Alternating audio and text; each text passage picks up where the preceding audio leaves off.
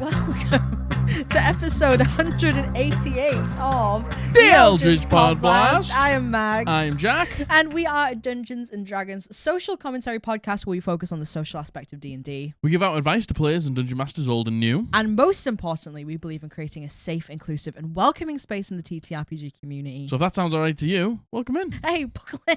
Buckle up. Hey, strap up. Lock strap in. on. Strap up. Lock in. So, you know Log what? in? Log in. Log in. Log in. Log in. We're playing Valheim. Log in, we're playing WoW. Log in, we're playing Classic WoW. Hey, log in. I'm sweating. Hey. No. Hey, I'm warm. Hey, why are you so sweaty? You tell me. I You don't tell know. me. I just can't control my body temperature at any given point. It's Thank you. It's terrible. I don't know what it is. I just have no body heat control at all. I have Body no control. body control. I don't know what it is. I never have, never will, to be honest with you. You will. One day. One day when you You'll grow up. send to yourself. Yeah, when you grow up, you will. God.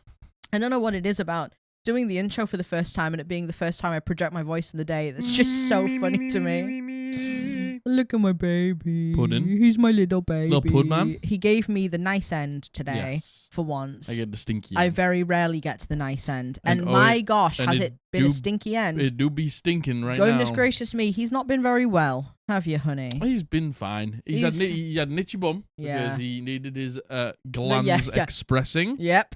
And Yep. that's And all I'll if say on that. if you have a dog that has gland issues, ooh. And they Ooh. were they were full. They were bad. They were It was full. bad. Yeah. And he's because he's getting old. Apparently, in old dogs, which we literally learned yesterday when the vet came around, they can get bad tummies easily. They can get Heartburn, indigestion, acid reflux essentially Yeah. on a morning. Like if they haven't eaten in like 10 hours or something, Yeah, you know, yeah. but which isn't a super normal which is a super normal thing when you just go to bed Yeah. and don't eat just before you go to sleep. Apparently old dogs can get stomach problems if they don't eat just before they go to sleep. Which he has. So we've been feeding him just before he goes to sleep, and he's got his acid tummy tablets. Yeah. But gosh, after the vet left yesterday, he was really having a bad day yesterday. He was having a bad day with his bummy yesterday. Yeah, he was having a bad day yesterday. It was obviously bothering him. Yeah, He kept yeah. pooping, and they expressed his glands. As soon as they expressed his glands, He went straight to sleep. asleep. God, he for didn't- like 5 hours like, straight. he normally, like, because the vets come around to us now. I've said this before. Thanks to you guys and the support you give us through the podcast, we're able to actually get him like a proper vet who comes around to see him. They come to see him Taking at the him house. to the vet is As an old dog is a really who hard, is- horrible who experience. is dog aggressive. Yeah. Yeah. And you know, thankfully we're privileged enough now to be able to actually have someone come to him.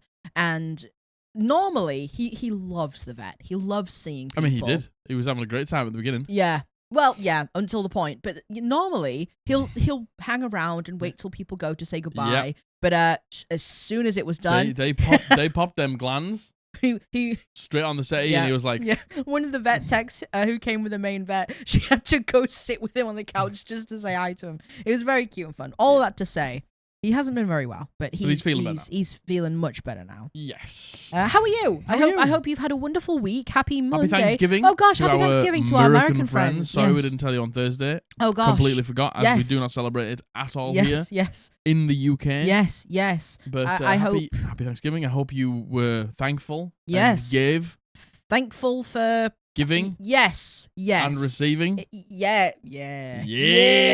That's what I'm talking about. Yeah. I hope you had a wonderful time. However you spent it, with family, with friends, alone. I hope you had a wonderful Thanksgiving. What have we been up to? Literally playing Classic WoW. We've literally we've been playing We've Classic been playing WoW. Classic WoW. We watched obviously the last 3 episodes of Arcane.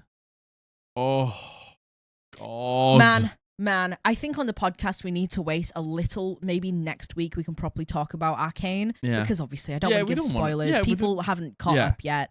And but let me Let Margaret tell you. Hey, look, I've been afflicted. Yeah, she's been afflicted. I've been mortally afflicted. She's caught Yeah. the bug. I'm mortally wounded. Yeah. I'm never going to be the same again, Never. I fear. I think you will, maybe, but it might take some time. So, We're going to need some healing. the way I explain this is, before I tell you what it is, Do you remember when Avatar, not The Last Airbender, Avatar with the Na'vi came out in, what, 2010? Something like that? And people who went to see it became so depressed that Pandora wasn't real and that avatars weren't real. Yeah. They literally had to go to counseling because the they were so depressed. This is the thing. Just to divert you straight off topic on this already off topic topic. They should play D&D. Yeah, true. The thing. True. They finally realize that they can escape to this fantasy world. Yeah. And then they're like, "Oh, that's not real." It's like it can be. Yeah. True. No. Well said. Well said, Jack. Anyway, the people who wanted to die because they were so sad that Pandora didn't exist, that is me with Javik. But you don't know. Who knows? Who knows? Who knows? I'm on a knife's edge, to be so honest with you. Knife's edge. It's I've never felt. If you don't know what I'm talking about, there's two characters, Jace and Victor, who are very integral characters to Arcane. Yeah. That ship. I haven't felt this way about a ship since I was probably like 14 years old, and I rapidly Go on. Seto Kaiba and Joey Wheeler from Yu-Gi-Oh! Nice. I haven't felt this visceral, this intense, crazy. I haven't felt this crazy. I don't think you're crazy. This feral, I'm feeling it, Jack. I feel it. I think about them every day. I think about them every waking moment of the day. That means it did its job. They were roommates. They were roommates. I mean, probably at some point they were. Oh, in my head. Oh, they're roommates right now, baby. In my head. So, hey, yeah, I'm afflicted by a sickness right now. The Javik sickness. If anyone, I like to call them Jicta. You do like to call them Jicta, and I hate you for that. If anyone else here listening is afflicted with Javik, I'm being deadly 100% serious. I need you. Hit me up on Instagram, Moon Druid Mags. I would like to personally thank Paris and Scrimbles for feeding me the daily slop. Is Scrimbles on the affliction as well? Oh yeah. Scrimble serving the slop. Oh yeah, serving the slop. You're wrong for that. Mm-hmm. So you're right for that. I really mean this with my whole chest. If you're into Javik, I need to connect with you. We need to talk. We need to merge as one in the stars forever. Yeah. How about that? That sounds good. That right? sounds great. That sounds like the ending I want. And then everyone can be like, and they were roommates. You know? Sorry. Anyway. It's ruining my life. It's ruining my life. So, yeah. I haven't felt like this about a fandom in so long, and I never thought at the age of 31 I would be back in the room again. What? And yet here I am. You're allowed to do what you want. No, you're right, Jack. You're allowed to feel and want You're right. what you want. You're so right, Doesn't King. matter how old you are. Thank you. You're so right. It's crippling, though. Hey, it's crippling. So I like to stop thinking about them now. Let's talk about something else. Yeah. Let's talk about Time Bomb. I won't. I won't in case. The spoilers. other ship. Yeah. Oh God. We'll give it another week. Also a great ship. We'll give it another week before we talk Arcane spoilers. Listen. If we're filming on Friday. We have stream tonight. I feel sorry for anyone who's on stream with me tonight because it's going to be insufferable. It's gonna be pretty insane. I'm so sorry. I really am so sorry. It's gonna be terrible. To be fair, we probably could talk Arcane spoilers. What, tonight on stream? In this episode. Hey, we won't. We won't. Hey. Next episode. No, we'll do it next episode. Yeah. How are you? Sorry. How are you? I'm good. I'm not well. Hey, I'm not well. I'm not well at all, actually. How are you? I'm good. Good. I'm very well. How are you? Talk to me about how you are. Hey, have you ever been so afflicted with the curse of a fandom ship? How do you make it out the other end? Asking for a friend. Time. Yeah. Only time. Yeah. Time is the great unifier. Yeah. It's the great healer. Yeah. Only time. We gotta hope so. Gotta pray. Please. Anything else? No, I think we'll just get into it. Yeah. All the good stuff. Like, comment, subscribe, hit the bell. Come and join us on Twitch. Oh. every Friday, every Sunday, every other Tuesday. If you want some more content and you can't get enough, if you're on the stream, if you're in the videos, if you're on the TikTok, if you're on the Instagram, all that stuff, and you can't get enough, Patreon's where you need to be. Oh my gosh. We finished the campaign updates. We did. We finished the campaign updates. Oh my that gosh. doesn't mean you can't catch up with them. All of the VODs are all the available VODs are up. Yeah. on the Patreon. Yeah. So, but yeah, we finished our campaign updates. Yeah, That's it. Campaign's done. Yeah, if you don't know, on Patreon, our Moon Druid and our Entity tier, they get access to our monthly campaign updates where we go through in great detail our campaign, the Everflame, their sacrifice, and we went through all of them. We got them finished. That's it. It was like a fully caught up. Like a 6-hour stream. Yeah, we finale. started an hour early, finished an hour late. Yeah, and it was an incredible, wonderful time. Yeah. Thank you again to everyone who joined us. Like honestly, from day one when we started sharing our second campaign on the podcast, then we moved it to Twitch, then we moved it to Patreon. Thank you so much. The support, and I am speaking for our friends here because they've all said it as well. Yeah. The support you've given and how much you care really has made this campaign so special for all of us. And I cannot wait to share the next campaign with you from the beginning.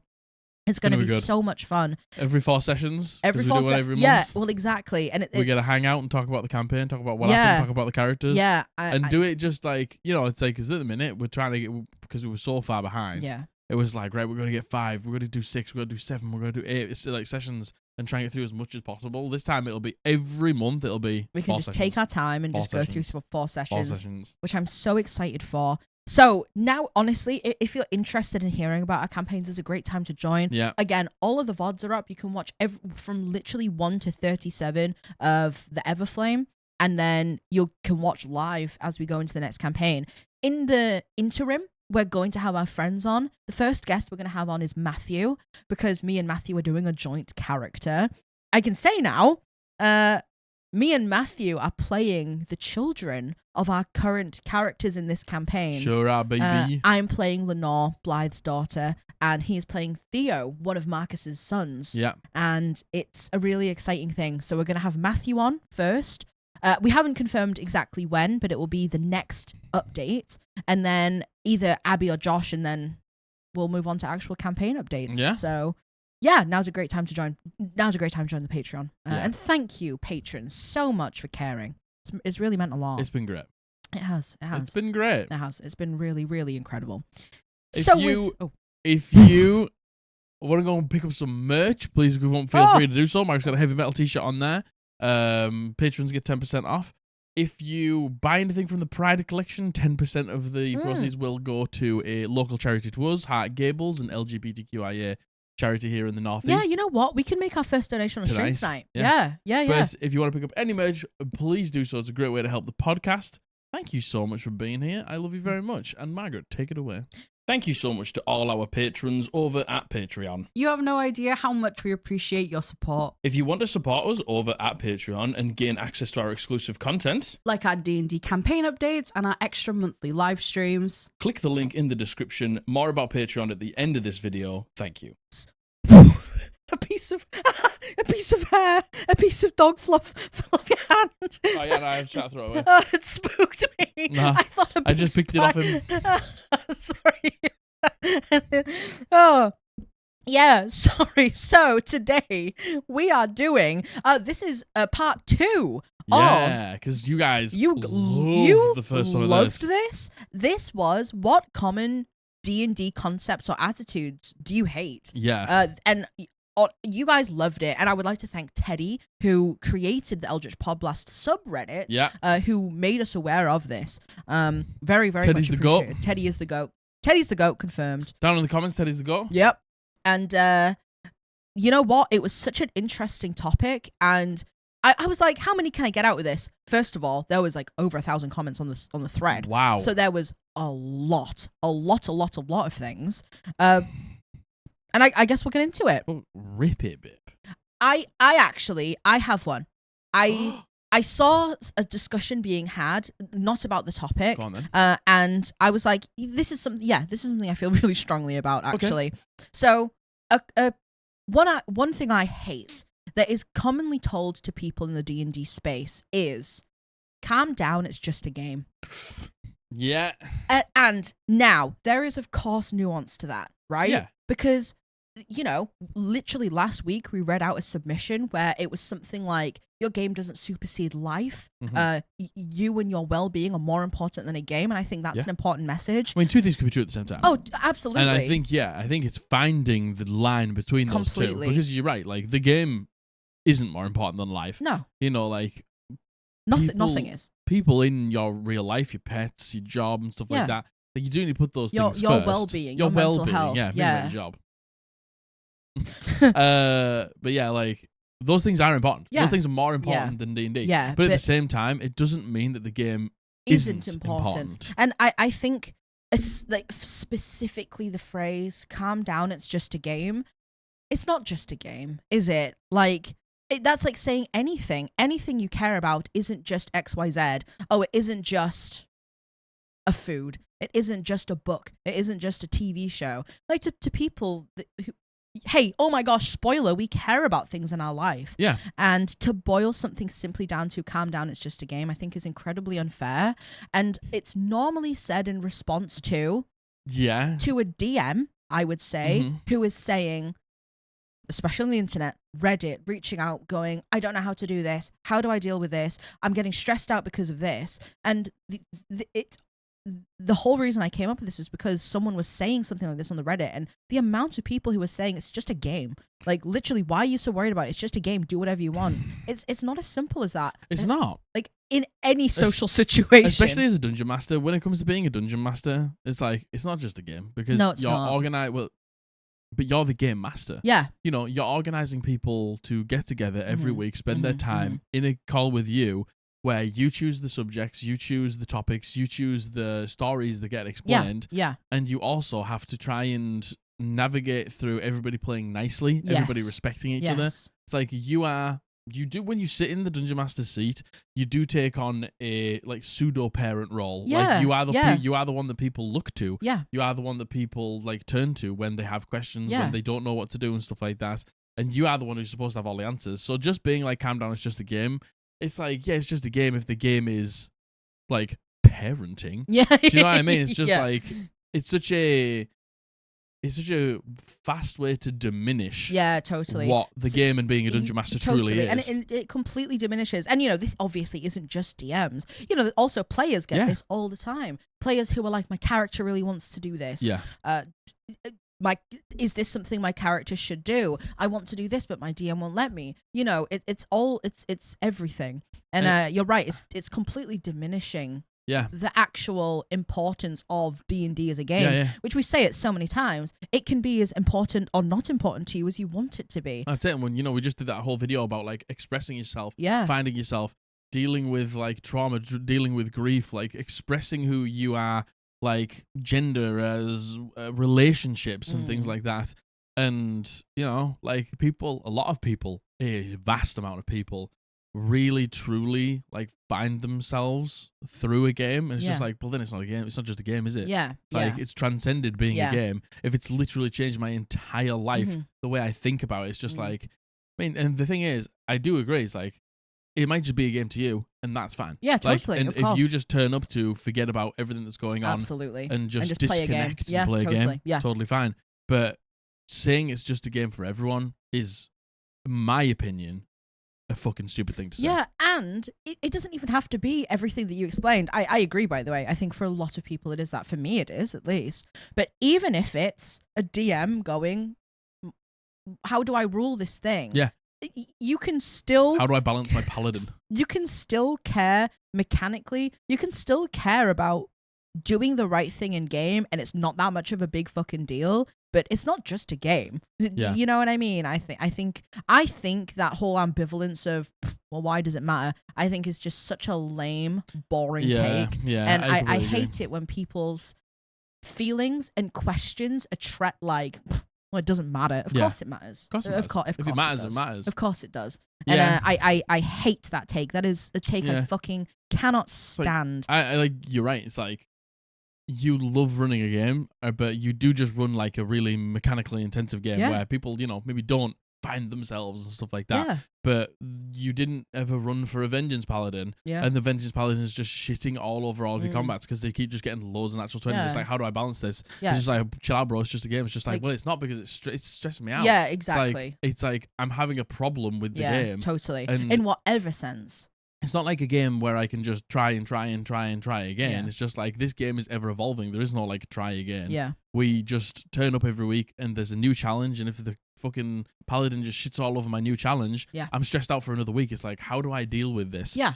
That is still a valid problem, which will not get sorted out with chill out, it's just a game. Yeah, totally. And if you've ever been told this, by the way, if you've approached someone for help or the internet on a grander scale for help, I'm sorry. It does matter. It's not just a game. 100%. It is important. And, hey, especially to my femme presenting friends, we get told to calm down all the fucking time when we're having just a normal human reaction to something that people just for some reason want to downplay, and it's so frustrating. And I think that's part of the reason why I hate it so much. But to just know, hey, what you think matters. Yeah. It is important. What you care So, about matters. Yeah, it really does, and you deserve to be listened to. If something's stressing you out, it has the Yeah. right to stress you out. You're so valid in feeling whatever you're feeling, like it doesn't, whatever you're feeling is what you're feeling. It's how you deal with it that's relevant, But yeah. That's That's mine. a good one. Thank you. That's a good one. I like it. So these are all from the subreddit. Let's go, From the baby. post, the thread. Yeah. So this one is coming from a forever DM. I hate the attitude of the DM is always right on the rules. Please challenge me on rulings that I make. If you're confused, I want you to ask me what you're confused about and have a conversation about it. Most of the time, it's an opportunity for me to explain the rules to someone who's confused, and now they know more. A good amount of the time, I can clarify or correct my own rulings anyway. I don't want to leave players with the feeling of frustration, thinking that I'm using the wrong rulings for their character and not allowing them to try and correct that. And there's a really healthy way to do this and Yeah. a really unhealthy way to do this. Yeah, And totally. this is the thing. If you've got Yeah. a good table dynamic Yeah. and you trust each other, and it's not even if you're all friends, as long as you trust each other, absolutely. like, this is a great way to go about it. Because, look, like, as a dungeon master, I'm going to get some things wrong Of course. every now and then. Yeah, of course. Like, I can't get everything right. I can't remember everything. There's hundreds of spells. There's hundreds of rules. There's all the conditions.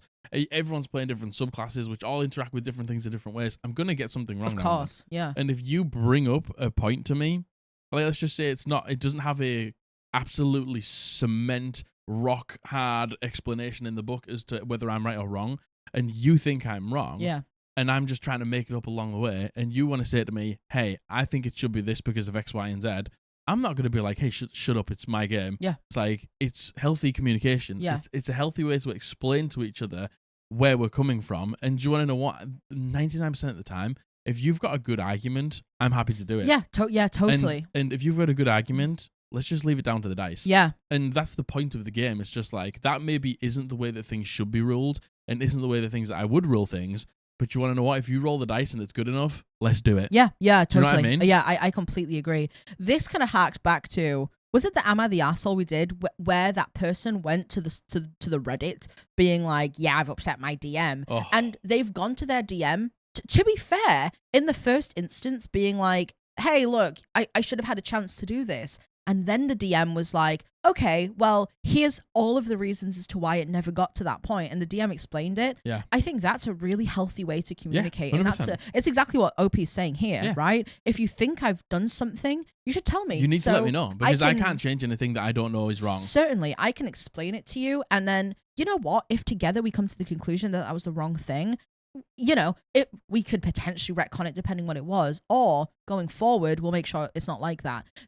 And then the wrong way to go about it is what OP did after the fact and being like, well, actually. Oh, man. Yeah, like, and this is the thing.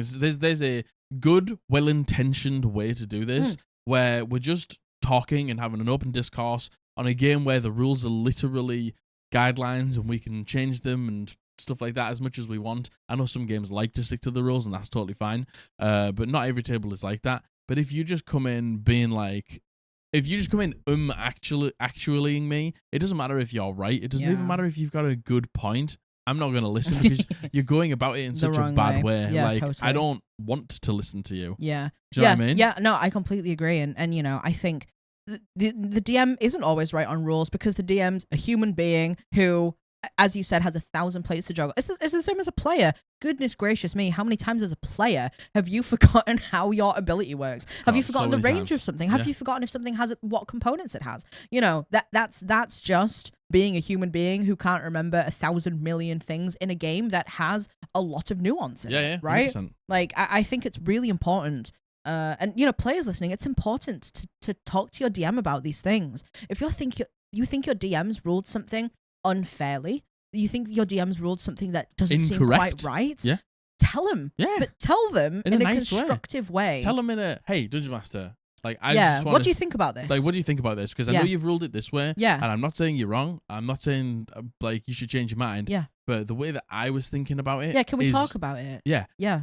You explain your points. Yeah. They go, do you want to know what? I think you might be right. Yeah. Or do you want to know what? This time I'm going to say no. Yeah, because exactly. And it's just like you have an open talk. And it's just like, okay, they didn't just poo-poo it because they wanted to. Yeah. Now I understand why they poo-pooed it. Now I understand why they're not doing it. Yeah. And I don't feel hard done to. Yeah. I don't feel like they're singling me out. Yeah. Which is a lot of the times what players feel like when Totally. they get overruled. Yeah, and I think a lot of the times when it's brought up to DMs, they, in a lot of cases, rightfully so, get their back up and get defensive because of players come in being rude as fuck Being about an it. asshole. Yeah, But there is something to say. There are some Dungeon Masters who, you know, don't accept. Work in bad faith. Yeah, don't accept that, like, Definitely. open communication. Definitely. And they want to just... And they need to learn the other side of it too. It's like Iron Fist, my rule is law, my rule is king, my rule is God. Like, I'll do whatever I want. Like, you know, the whole, like, my rule is law. I honestly think if you set that out in session 0 and everyone's aware of it and they know what type of game you're running, hey, look, I can't tell it's not my business to tell anyone how to run anything, but I think that's fine if everyone's okay with it. But to be not flexible whatsoever, you know, I'm not a DM though, so I can't talk. But I think it's important to be flexible. It's important to have conversations at least. No, it's a collaborative storytelling game Certainly. where we collaborate to tell a story. Yeah. And that is not just between the players, that is between the players and the Dungeon Master as well. So the Dungeon Master should be open-minded. And you're right, the Dungeon Master isn't always right. Yeah. And, you know, if you think they're not, communicate with them in a friendly, nice way. Totally. And I'm sure you'll get the result you want. I agree. But if you fucking come out guns blazing with a, well, actually... And the same to DMs as well, you know, on the other side of it. If your players come to you with something like this, be open to it. Yeah. You know, it can be so easy. It's fun at the end of the day. It's supposed to be fun. And if the result from breaking the rule or the result from slightly changing a rule ends up in more fun, then I think we're probably playing the game right. Yeah, and it can be easy when to get defensive about when someone comes to you and maybe potentially even hurt about it. You. Yeah, totally. But you know, I think as long as you trust, you said it in the beginning, as long as you trust the people around you, like it should be fine. And this is a way to build trust. Definitely. Listening to each other and communicating is the way to build trust. Yeah, I completely agree. The next one, the title is I hate the way that agency seems to trump everything. I do, in fact, think that agency is a good thing and the players should be in control of their characters. I also think of RPGs as my game, but their story. As in, the story is decided by the players and not me. I start it, but they decide where it goes from there. But the term has become the worst kind of buzz phrase that really no longer means anything. It's gotten to the point that I saw someone claim that if the players didn't have a copy of the dungeon map all laid out so they could see where everything was and what was in various rooms, that this DM was taking their agency away from them because an uninformed decision is not a real decision. Yeah, that example's That's absolutely wild. Yeah, I completely agree. Like, I agree. Like, look, player agency is a big thing. Oh. You know, like, you make your decisions. Like, you know, I am the narrator, I am the storyteller, I am the NPC runner, I am the bad guy player. But at the end of the day, it is your decisions. Yeah. And, you know, when it comes to things like mind control and domination and things like that, definitely, you need to have an open conversation about if everyone's okay with that. Because, you know, some people aren't okay with that agency being taken away. Of course, yeah. But when it comes to plot lines and secrets, if me not telling you what my bad guy is doing and everything in their dungeon lair or something like that is taking away your agency because it's an uninformed decision, I think we're maybe taking that a little far in my opinion. Yeah, and you know what? I can't help but wonder. I'm not saying that OP is making this up or lying. I can't help but wonder how much of a white room situation it's like, that example did is. that really Like, happen? Because I can't. And if it did happen, listen, in my opinion, based on what I know personally about the game and the people I've interacted with and the people we come into contact with all the time through our podcast, that seems like a very, very, very niche take. That's a 1 in a billion take. Yeah, I don't think anyone so. really I don't know thinks how like much that. you can use that as an example of what's going on, but I do understand what OP is saying. Honestly, I do understand what they're saying. Like, agency is incredibly important. It is important. It's I think for players to be fully immersed, it's one of the most important things. But the phrase of an uninformed decision is not a real decision. I disagree with that. I completely disagree with that. Yeah. Like, the thing is, in life you don't have every you don't have every answer, and No, you of course not. do take chances and make decisions that you don't know exactly where they're going to go. Yeah. Just like in game, like, you don't know everything. No. If you knew everything, it would be the most boring game of Dungeons and Dragons. It would be the most boring TTRPG game ever. Yeah. Because go on. Well, for me personally, and again, everyone's different, but for me, the most important and exciting and important part to me is the twists 100%. and the turns and the mystery. The unveiling. Yeah. Those moments where the plot or the twist gets unveiled to you. Piecing and things together. Everyone's like, oh my God, no. Yeah, that's my favorite part of the game. My favorite part of the game. Yeah. It's literally the lifeblood of my dungeon mastering. Yeah. Like, the reason I play Yeah. is to when I unveil something, or when something like comes to light, and the players are like, oh, like, that is just my favorite thing, because we've worked towards that. And if you weren't gonna play because this might be a white room thing, and this might not actually be, but if you can't make a single decision without knowing every outcome beforehand, I couldn't play that game. I couldn't. Honestly, I couldn't either. I wouldn't want to, but I understand that if this is a real scenario that's happened, again, if everyone's talked about it at Session Zero and everyone's okay with it, then that's absolutely their prerogative, and they can. It's fine to play like that. If that's the game you want to play, but I think taking that opinion to what I would call a standard game of D&D, that's simply not going to be the case of what happens. Like, simply not, because of the framework of the game. I'm not saying that it's wrong that they want that, but I think only in a really specific game with specific people, you're gonna get that. Yeah, in my opinion, the whole point of the game is it's like watching a movie, right? Yeah, it's like playing a game. It's like coming up to Session Zero and then the Dungeon Master writing out the entire plot of the campaign, handing it to you, and be like, just so you know, this is what's gonna happen. Just so you don't make an uninformed decision. Like, that would murder the game for me. Totally. It would literally make it pointless. Yeah. Do I actually genuinely think this is a thing? No. No. No. I mean, probably it is, right? Do you think? Probably. There's probably people out there who believe this for whatever reason, right? But, I think when you talk about things like player agency, I think a really common thing that goes hand in hand with it is something like railroading, right? Yeah. Like, taking away player decisions because the DM needs you or wants you to do a certain thing, and no matter what the path leads to, you have to do this thing anyway, right? I think that's the for me the most common example of taking away player agency, or something like mind control. Yeah. Like, the thing is, I think they're two, like, different ends of the spectrum, though. It's like taking away player agency because in your game, if you use mind control and use domination on players and they're totally fine with it, that's absolutely fine. Yeah. There's just some people who don't want that for their character, and maybe have a bit of a fear and a phobia about that. Yeah, of course. Yeah. And there's nothing wrong with that. No, of course. But when it comes to railroading, taking away player agency, it's just like, I believe that every Dungeon Master railroads, and every Dungeon Master to a degree should railroad. Yeah, that's just following a storyline. Because you want them, but there's a way to do it. Yeah. And you clearly haven't maybe found out the right way to do it yet, without making it feel like. Do you remember that submission we got where it's like, they really needed us to go through this door, but we didn't realize, and then we got swept away by water in a tavern, and then the water let us in, and there was a big gust of wind, and it pushed us through this door, and there was a dragon. Or the other person who was like, There's the DM 5,000 goblins outside. The DM prepared a water combat, but they teleported, and they were like, you've teleported actually on top of the Hydra. It's like, it's things like that. There's when a I way- say railroading. There's a way to railroad with a little bit of nuance. Yeah. Where it feels like they do have the decision, but at the end of the day, like they got to the point which you needed to get them to. And then there's a way to not railroad, which is that.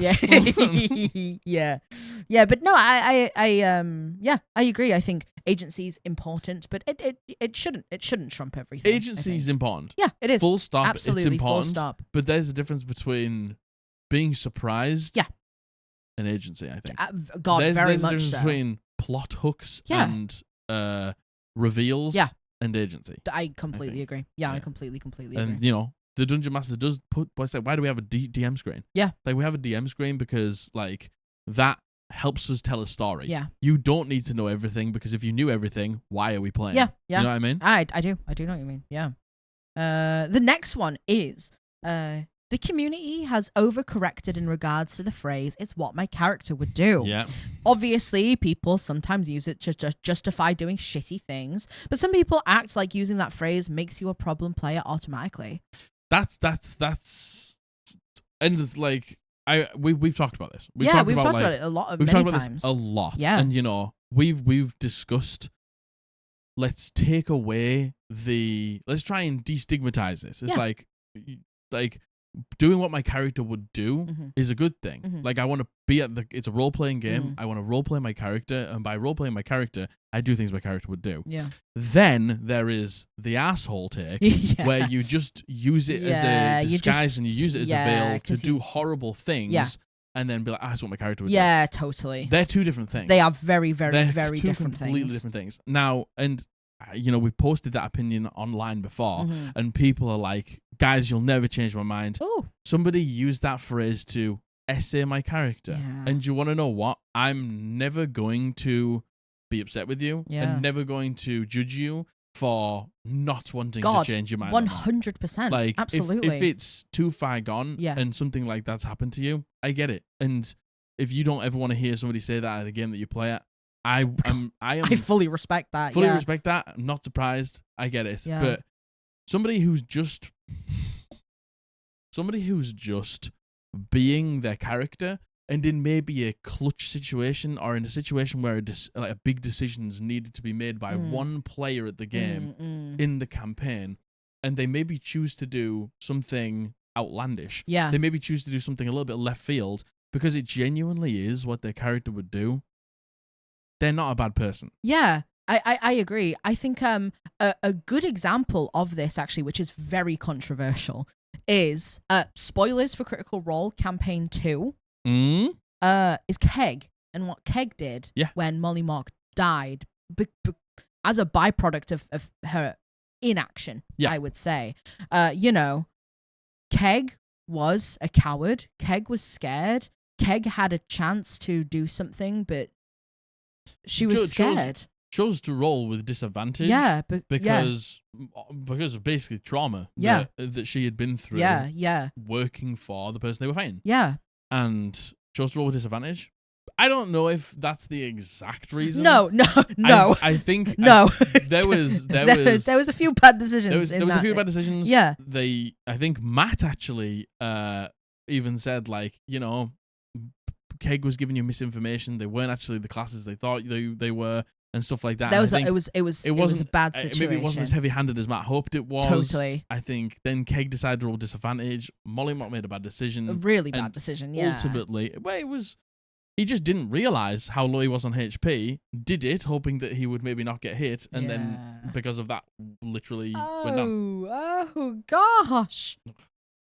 So yeah, like, and I think that situation there, obviously people were up in arms about it, but there is a conversation to be had around mechanically in combat when things are that dire, and you choose to do something like take advantage when, gosh, you really can't afford to not do something in this moment. Like, there is a conversation to be had there, but I do think ultimately that decision, with everything that we knew about Keg and everything that Ashley knew about Keg as being literally her own character, I think, yeah, that was it's what my character would do moment. And I don't think she did it like for any other reason other than that's what my character would do. Yeah. And the thing is, she said it out loud, like, can I? And everyone was like, everyone at the table was like, yeah, like, it makes sense.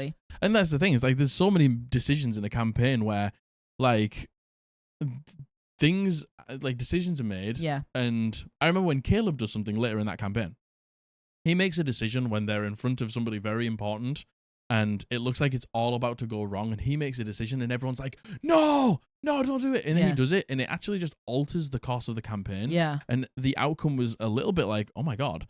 That's what his character would do. Yeah. Because he did it. Yeah. And I think there's a distinguisher. And I'm not going to get mad with anyone who's been in a bad situation, who's had their character been put in a bad situation by somebody using that phrase, of course, and who doesn't want to accept it. Yeah. But not every person who uses it for roleplay purposes to make a decision is a bad person. Yeah, I completely agree. And I think when, God, we hear all the time, it's like, that fucking dragonborn that ate the monk's hands because they were like, they're a dragon. That's just what they do. It's what my character would do, dude. It's like, no, you're just being an asshole. You're just being an asshole. And you're just veiling it. Under that. And, there's a difference. People who, like, intentionally do things to harm the party. Yeah. People who intentionally do things without a care for what's going on. People who murder hobo. Like, that's them just being a shitty, asshole, boring person and hiding it. It's what my character would do. Yeah. It's not, though. But, I think a situation like the Keg situation, it was in my opinion, it was a bad decision, but it's what a character would do. Yeah. And it was a dreadful decision. Yeah, it was. You were already probably, I think you were close to being outnumbered. Yeah. You were definitely outleveled. Yeah. The power imbalance between the two was crazy. Mm. And then you had your fighter rolling with disadvantage. Yeah. It was a dreadful decision. Yeah. But I get it. And again, there is a conversation to be had there about what's the lines between, mechanically and having the meta knowledge as the player of this is a really bad decision. But I mean, there's been so many times in our campaign, maybe not necessarily in combat, but where we've been like, can we do this? And you'd be like, well, would they know? And we'd be like, nah. Well, let me ask you the question. What if Keg just role played being scared? Yeah. And didn't roll with disadvantage? Yeah. I think that is still it being their character. Would you say that was a better decision? Yeah, I would. Yeah? I would, but that's just because in combat, in my mind, they're kind of two different things, I think. Okay. Being your character in roleplay and making social decisions, but then being your character in combat are two different things. And that's why I flavor things the way I do, instead of taking some sort of disadvantage, because I very much could. Yeah. Right? When I lost a finger, I very much could have been like, Blythe lost a finger, I very much could have been like, she struggles to hold her sword, so she has disadvantage. I'm never going to do that. No, because I'm never going to do that. You don't want to give yourself disadvantage. Yeah, and I think that's because I'm, I metagame a lot in combat. Yeah. And it's something I've always done. I make decisions that are the best decisions for your character, given the information I know, based on what Margaret knows about what all my other friends have done at the table. I would never put myself in that position in combat, but that's honestly just me, because I think there is a distinction between the two, and I can't really vocalize why I think that is. Mm-hmm.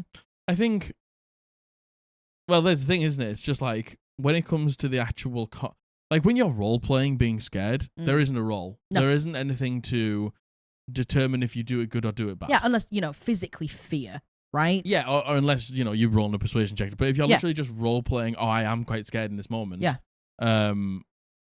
There's no check. Yeah. But then when you get into combat and you're like, can I roll with disadvantage? It's just like you're giving yourself disadvantage. But the thing is, in combat, you can still role play being scared. Definitely. Whilst rolling normally. Yeah, definitely. So I it's agree. like, but the thing is, also at the same time, I don't think Ashley is a particularly seasoned player. I don't know. I don't know. Or isn't. Yeah, I don't know. Yeah. I don't want to say that, but maybe if she'd have known that was a choice, then she might have done that as well. But also, Now, yeah, maybe. Yeah. Like after, but at the same Like, time. I'm not saying that it was a bad. I'm not saying it was a wrong decision. By the way, No, I don't think it was. I don't think it was wrong. I think that it was a bad decision. I don't think it was wrong. I don't think her in that moment making that decision was wrong. I actually That's think it. there's Like- a lot of things in D&D that I don't think many things in D&D are wrong unless you're going out of your way to be detrimental and be a dickhead. Yeah. You know? I mean, so this is the thing. Like, yeah, there's a difference between a bad decision and a wrong decision. Very much It's so. like your character can make loads of bad decisions, But And- I think that's the fun of the game. and it's great for the And game. How much did that decision shape everything? You know? Yeah. Like, and I'm not saying that Cake's the reason that Molly died. Absolutely not. But it was a contributing fact, Yeah, it was a good bit. and Yeah. but it shaped the story for the forevermore. Yeah, 100%. you know? Definitely did. Yeah. I don't think it's not the wrong decision. Yeah. But yeah. What do you think? Interesting. Yeah, it is. I An mean, what do interesting you topic. think about if it was just a role play thing? What about the cake situation? Yeah, like let's take Keg out of it, but a situation like that, right? I think that when it comes to giving yourself, it's tough. When it comes to giving yourself disadvantage and something like that, as long as you're not like trolling the party, Throwing. throwing, then I'm totally fine with it. The thing is with that combat, a couple of rolls go another way. Molly's still alive. Yeah. It was a lot of things tied together. It was like a colliding of so many like stars. Yeah. And sadly, Molly just didn't make it out alive. So I don't think Ashley is to blame. No, I think God, there's no, a lot absolutely of contributing factors. No. But as long as you're not intentionally trolling, it's like the runner. We had this the other day. It's like that you are intentionally trolling your party. Yeah, I agree. You're not staying every time things get scary. You just sprint away and Yeah. stuff like that. It's like you're intentionally putting your entire party at a disadvantage because Yeah. of your behavior. Yeah. It's like if one time you want to roleplay disadvantage attacks because you're scared of a situation, I think that's good roleplay. Yeah, I agree. And you know what? That's a great example of it's what my character would do that maybe someone doesn't realize by being the runner, by being someone who doesn't get involved in combat, being someone who's the pacifist, being someone who doesn't want to hang around, so constantly poo-poos every idea. I think that's potentially an inexperienced thing to go through. I think everyone's kind of gone through that arc. But I never went through that. I mean, neither did I. But I think a lot of Yeah. people do. Many people do. yeah. I think that is an example of it's what my character would do, but it's still detrimental. But you're not intentionally being an asshole. You know? Well, the runner. Yeah, I think a lot of people who play the runner, a lot of people who play the I'm scared so I hide and I don't get in combat. The people who play characters who are like, gosh, yeah, no, this is too dangerous, I don't want to get involved. I think they're trying to be true to their character, being cowardice or being not as brave as the others and missing home. I think a lot of cases it's the line not being drawn properly. Yeah. You know what I mean? think- And I really don't think a lot I can't speak for everyone that it's intentional and going to be difficult. Yeah. I think that is, honestly, in my opinion, that is one of the hardest RPs to pull off well. I agree. Being the runner, I think it's harder than the lone wolf. I think it's harder than Same. the righteous paladin. Yeah. I think it is the hardest thing to roleplay correctly because you literally skirt the line of trolling your party every combat. Yeah, without even meaning to, I think. But the thing is, this is it. It's like, I think you can roleplay being scared. You Totally. can maybe give yourself a disadvantage on an attack here and Yeah, there. totally. You can, try and do actions that aren't, you can maybe play with the third objective in the combat instead of doing the actual fighting because you're too scared to do that and stuff like that. But it would still be super helpful, but roleplay in a really awesome way where you're doing everything but fighting, but you're also still helping. Yeah. But then I also think if you do just not help and hide and stuff like that, you're role playing it wrong. Yeah, no, I do agree. Because at the end of the day, combat is a fundamental part of D&D. For most tables, some aren't. For most tables, and if you're just not participating, and the dungeon master's planning for 5 players, and now they've got 4 because you do nothing every combat, Yeah, and You're trolling. and I think it exceeds just combat.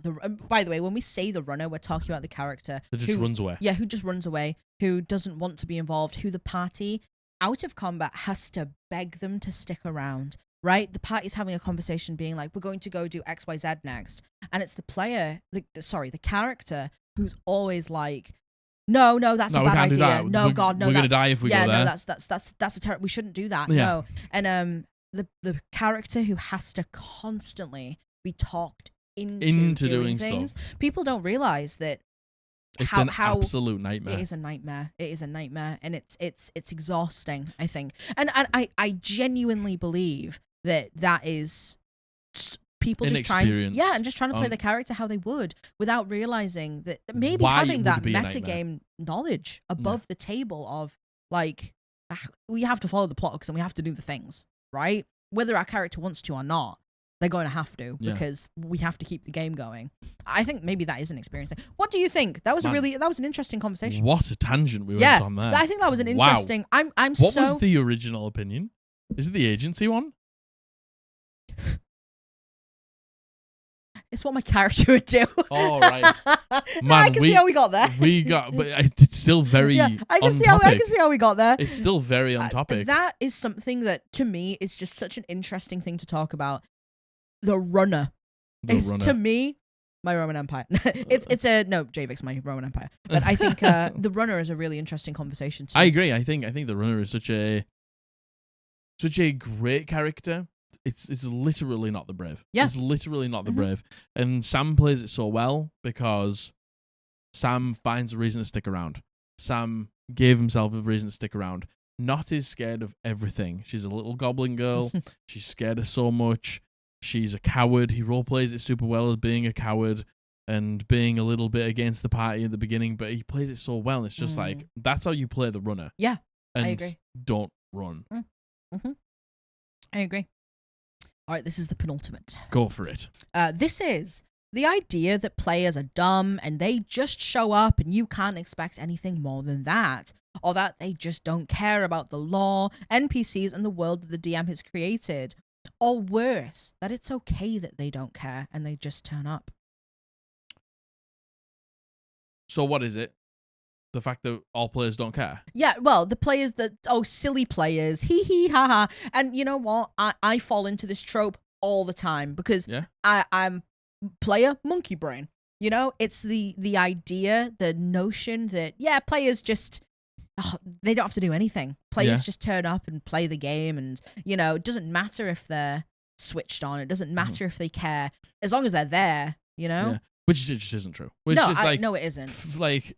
If you compare the amount of things that they've got to do in comparison to the Dungeon Master Oh, during the week and for the session, it pales. It's almost nothing unless you do it by choice. It is. The player doesn't have to do prepare anything. every week. But, you know, when they turn up and they get themselves in character and they immerse themselves in the game and they care and they've been thinking about this plot hook and they've been thinking about this twist and they've been thinking about how, I remember this from 5 sessions ago. Do you think this relates to this and stuff like that? It's just like when you sign up to be a player, you don't sign up for anything outside of the game, really. Yeah. But it doesn't mean that, like, the fact that they care is, as me as a Dungeon Master, it is literally all I want. Yeah. Like, you've got to care. You've got to turn up and be invested. You've got to turn up and want to solve the mystery, to get to bring down the bad guy. You've got to turn up and care about the NPC. It's like, if you turn up and you don't do that, it's like you're not doing your part. Yeah, no, I completely agree. I think there's two different roles, right? Obviously, the Dungeon Master and then the player. And I think the player has to respect what the DM does. And I think, honestly, and I do it all the time. And I'm not doing it to be like, oh yeah, players inherently don't care and are inherently stupid. The running joke of players have monkey brain, player see shiny thing, player want to do thing, I actually think is a compliment to the DM for the fact that players want to pick up your hooks. Yeah.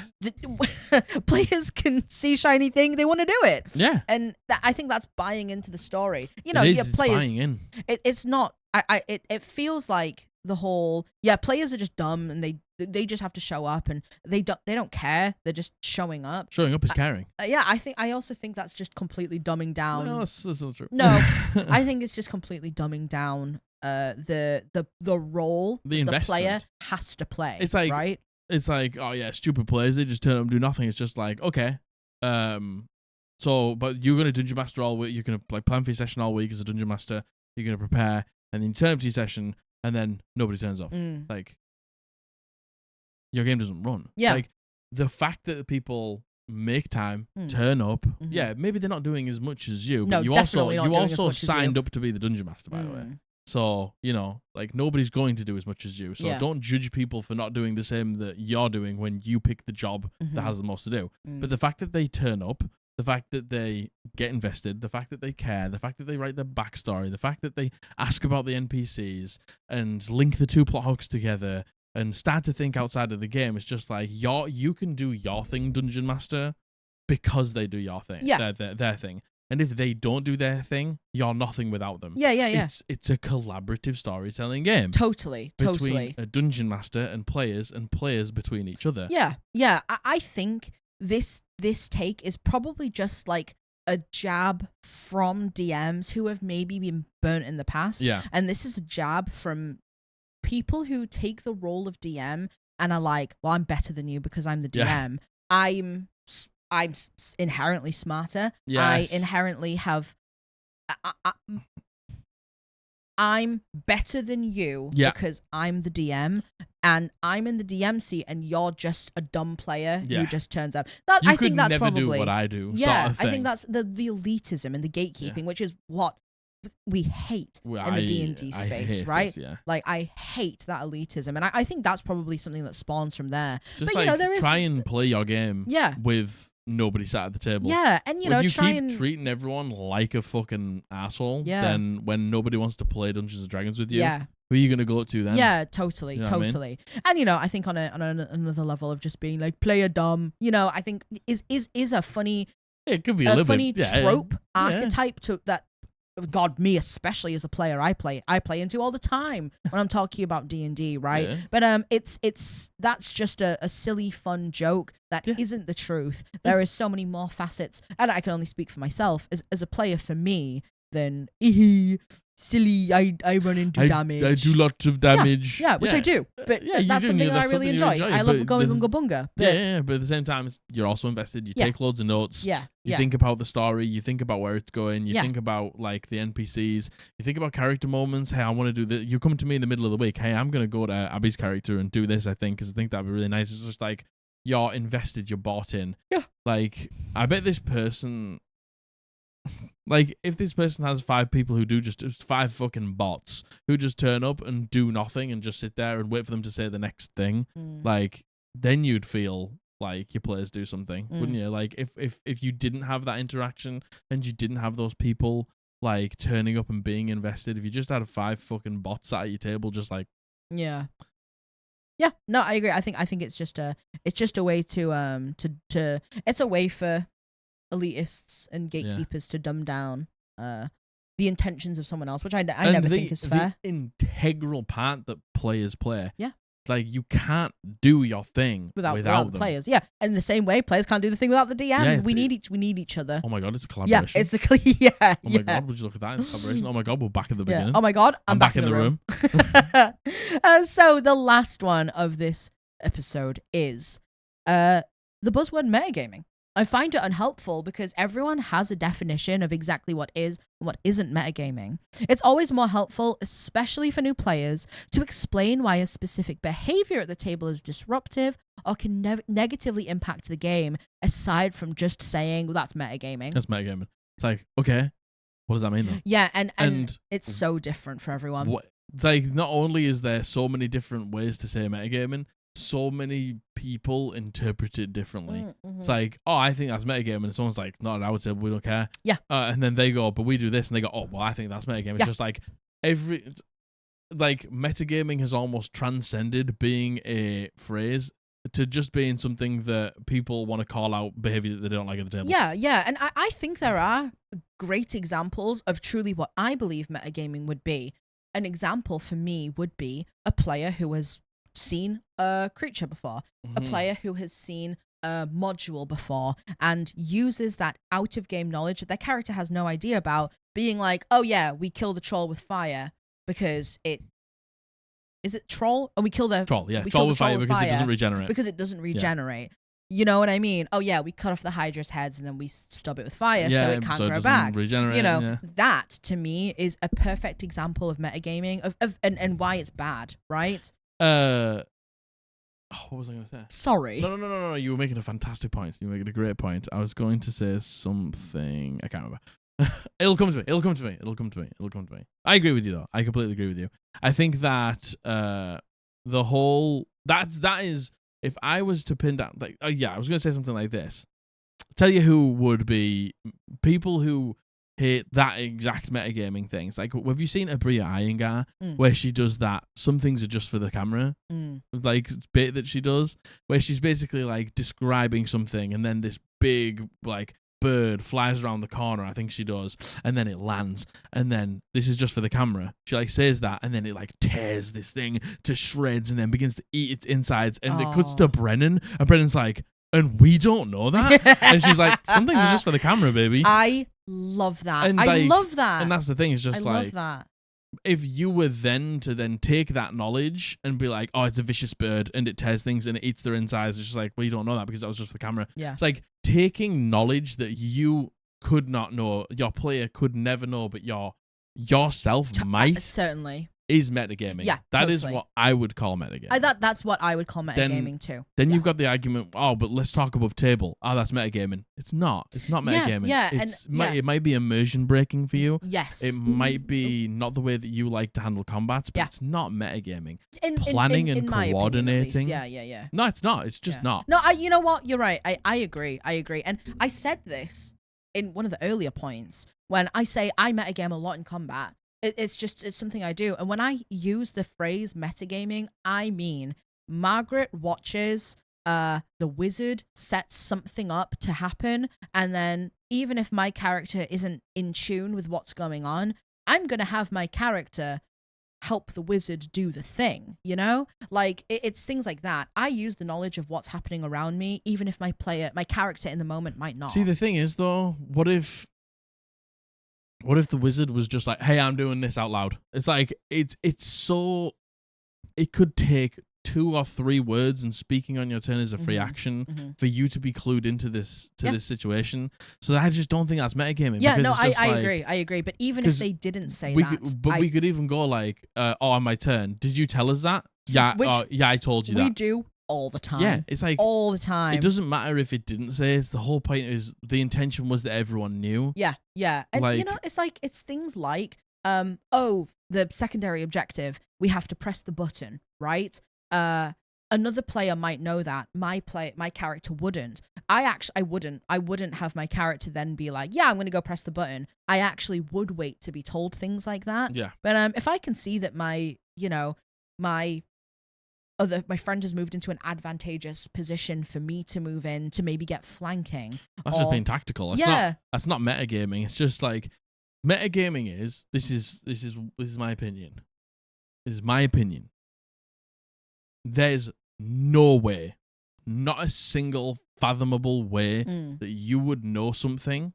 And, you know, when you talk about the troll thing, we've had the case. My character's grown up in this country. Yeah. There's loads of trolls. Yeah. I'd have read books. I'm an adventurer. Yeah. So totally fine. I think there's a feasible way you might know. Yeah. So roll me a check. To roll the dice. Totally fine.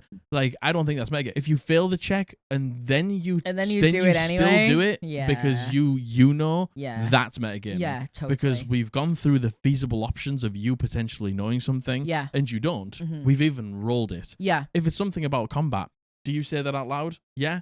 Everyone knows. Fine. Whatever you do now, you're doing it because you have the knowledge. But if I ask you to roll a check, that person intentionally says, I don't say it out loud, and then you still act, yes, that's metagaming. I very much agree. I wonder, how do you feel about, let's say something like an insight check, something that is harder to be able to judge as a character in the moment that someone else is doing it at the table. How would you feel if someone was like, I'm going to make an insight check on them. They fail. The players see they fail, and then another player goes, I'll make an insight check then. Well, see, this is the thing. If somebody comes in and they are like, oh, yeah, my character's acting shifty. Like, oh, my character is, there's clearly something wrong with my character. Yeah. You make an insight check Yeah. and you fail and somebody else wants to make one. It's like, this person said, I'm Out looking loud, shifty. I'm looking weird. So it's just like, there's a reason for multiple people to make I an insight completely check. agree, yeah. But if something happens to that person's character Yeah. and they come in and they're not acting weird, Mm. and then people are like, I'm going to insight check. It's just like, and I'm like, but why are you making the insight check? Yeah. Because they're not acting any differently. Yeah, yeah. Like, nothing to you is different. Mm. So why are you making the insight check? Yeah. Like, yeah. that's again, that's metagaming because it's knowledge that you wouldn't know. Let's just say this character goes for a piss, okay? Mhm. And when they're in the fucking outhouse, Mm. somebody Yeah. when they're in the They outhouse, kiss Shrek. a demon They kiss Shrek. a demon comes to them And they kiss Shrek. and they kiss Shrek. A demon comes to them for the first time Through the outhouse. through the outhouse, and then they have this interaction. Covered in and shit and they've piss. sworn themselves to Asmodeus or whatever Yeah, it is. yeah. And then they come back to the camp and nothing's changed. Mhm. Like they're acting super cool, and someone's like, insight check. It's like, but why?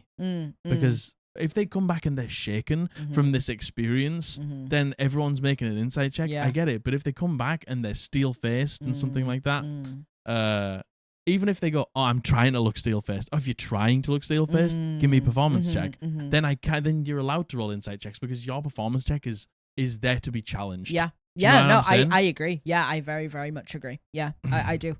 Oh, just interesting, things like mental things like that, like insight check, I feel like a really, really grey areas, I think. For, I for a lot of things. don't think so. I don't think so. I think a lot of the time with insight checks, especially as a dungeon master, is I intentionally describe something, intentionally say something In a weird specific way, Yeah. so you do Yeah. insight check me. Yeah. Or, when you come to just meet new people who you don't know, Yeah. like I'm expecting an insight check or two, Yeah. especially if they're talking about a subject that you're interested in or subject that they maybe shouldn't know so much about. Like I'm expecting an insight check. But, if you just insight checking like your party off the rip because you know something as a player's happened, Yeah, totally. I just think that's fucking bullshit. Yeah, totally. And yeah. I'm happy to be like, but why are you insight checking? Yeah. I think I think metagaming is so different to everyone. And I think you're right. You made a good point. I think maybe a lot of people's feelings about metagaming could actually be put under immersion as opposed to metagaming, because some people do not like to have their between rounds conversation of what's going on, and people genuinely would call that metagaming. When we sit around and things are getting bad in a combat, we go, God, what do we do? And then we go through everyone's things and we say, we could try this, and if you do that, I could then do this. And there's a lot of theorizing. Yeah. Right? And the thing is that I think the only way people are gonna, the only argument that people could make there is, but you've only got 6 seconds. And it's just like, and if you like to commit to that, yeah. we can plan, but it has to be quick, snappy planning because we only have 6 seconds. Yeah. I'm totally fine with that if that's totally. at your table. Oh, yeah. But for my table, they don't want their character just to die. They really want to get through this combat. They really want to fucking fight this BBG and do well. So I'm happy for them to take a minute and be like, what's the plan? What are we doing? Yeah. And for them to just, and if it starts to go on too long and they're not making a decision, I will be like, right, what are we doing? Totally. Because To bring it it back to the game. can then lead into like analysis paralysis. It could just go on forever. Yeah, and it could. But we don't want that. We want the combat to feel like it's got a bit of pace. But if you do need like attack timeout for a second, Which like we do. above table, We do take regularly. Yeah, when especially in a combat when things start going bad. at the same time, it's a game. And that's the thing. It's like you play it the way you want to play it. Yeah. And if you don't want them to not say anything that they couldn't say in the 6 seconds, fine. That's the way you want to play the game. But if I want them to have a little attack timeout, it's my game. It's totally fine. Yeah, and I think you're right. I think actually a lot of people could be like, well, that just breaks my immersion. It's like fine. that just takes me completely out of it, and that's so valid and that's so fair. And I do wonder actually how much of metagaming is intertwined with Immersion. my immersions just being ruined here. My immersion, and immersion is a big thing. Yeah. For a lot of people, it really is. Not for me so much, but it is a big thing for people. And yeah, I can see how the lines would get blurred between metagaming and immersion. But I agree. I think the term metagaming is is honestly such a grey area when he's having a dream He's having a world and wing. he's wagging his little tail. Did you see him? I don't even know what I was saying because he's so cute. That's it. Hey, that's it. Sorry, I don't know what I was saying. Yeah, That's good the end of stuff. it. No, do you know what? I like these because it's good conversation. Yeah, I agree. That's what I like about these because I think they actually take tough topics. Some of them are fucking easy. Yeah. But I think tough, like metagaming. Like, it has become so fucking stupid. People are, well, that's metagaming. It's like, but it's not metagaming. Yeah. Because metagaming is, well, in my opinion, this. That's it. That's the problem. I think anything that has so much subjectiveness but is treated as an objective fact is really hard to navigate. And I think there's so many times where, when it comes to metagaming, like, if you really asked yourself and you didn't just say it as a knee-jerk reaction to something you dislike, I think you'd actually sit there and be like, it's not actually metagaming. People are just doing it for X, Y, and Z reason. Yeah, but it's just an easy word to put to something. It's an easy call-out to make in that moment. Yeah, it really is. It is. And I get it. You know, I totally get it. But what do you think? What do you reckon about the difference between metagaming and what you would class as immersion? Yeah. And would any of those things that we talked about take you out of it? And would you class any of that as metagaming? Or do you kind of agree with what Jack says? I think metagaming and metagaming is more, immersion breaker. Yeah, well, and the whole, I have the knowledge of what's going on here. Yeah. My character doesn't, but I'm going to fucking use it anyway. That's metagaming. Yeah, and I don't like that. I agree. Yeah, I agree. And that, Anyway. Yeah, that's it. Thanks so much for being here. here. I hope you enjoyed it. Hey. Make sure you like, make sure you comment, make sure you subscribe. Get down there. Go and fucking find our Twitch. Come and hang out with us every Friday, every Sunday, every other Tuesday. Make sure you check out our Patreon if you do want some more content. It's got 3 tiers. You might want to check it out. You might want to have a look. Hey, any JVIC enjoyers? Make sure you hit Margaret up on Instagram. Could you hit me up on Instagram? I'm just Moon Druid Mags. Moon Druid Mags on Instagram. Send us some JVIC fanfic. I got some I got some goods for you. I got some slop. You're going to be eating well in my part of town. It's going to be slop, but there's going to be a lot of it. There's going to be a lot of it. So, anything else? No. Yeah, check out our merch, www.podblast.co.uk. Pride Collection is now live. Go and check it out. Thank you so much. Like, comment, subscribe. I love you. I love you. He loves you. Yeah, he was wagging his tail earlier. We've been the Eldritch Podblast. And we're going to see you on Thursday. Bye. And another huge thank you to our patrons for all of your support. A big shout out to our fellow entities. Hoobs. Ariel. Tula. Runarian. Arkham Labs Cosplay. Maddie. Luna. Teddysaurus. Caspian. J-Spot. Ultrafail. Dallin M. Sleepy. Joe Dragonlord 2. Alistar. Lawkeeper Society. Ricky B. Danny Phantom. Catherine. Faustskin. Azuriel. Panda Queen Plays. Xylo Boy. Lucas Iapetis. Luna River. Christomancy. The Tacos Are Here. Gavin. Raynanana. Aubrey in Spring. Scrimbles. KC Joe 1313. Keplin 1000. Thank you again for all your support. And if you too would like to become a patron of the Eldritch Podblast, check the link below.